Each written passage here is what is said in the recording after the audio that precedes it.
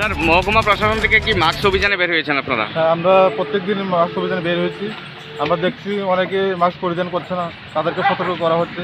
আর যারা আইন অমান্য করছে তাদেরকে আমরা জরিমানা করা হবে 200 টাকা ফাইন করছি। এবং আমরা চাই সবাই যেমন মাস্ক পরিধান করে এবং নিজেও বাঁচে এবং অপরজনকেও বাঁচতে দেয়। আপনারা কি মাস্ক যাদের নেই তাদের কাছে বিতরণও করছেন মাস্ক? বিতরণ করছি।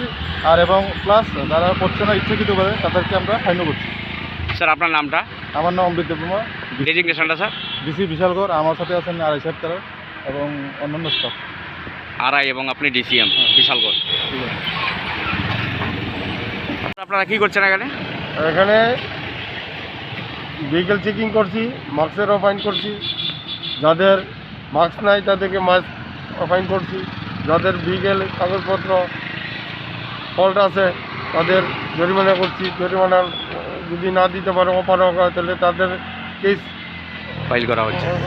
ফাইল করছি। কোন থানা এটা? এটা বিশ্রামগঞ্জ থানার পক্ষ থেকে traffic unit, Bishramganj traffic unit এবং সঙ্গে কি বিশালগড় মহকুমা প্রশাসন আছে? মহকুমার ডিসিএম সাহেবও আছে। আজকে কত টাকা এখন পর্যন্ত ফাইন করেছেন? এখন অবধি বিকেলে 5,000 টাকা কাটছে ফাইন হয়েছে সকাল থেকে। সকাল থেকে।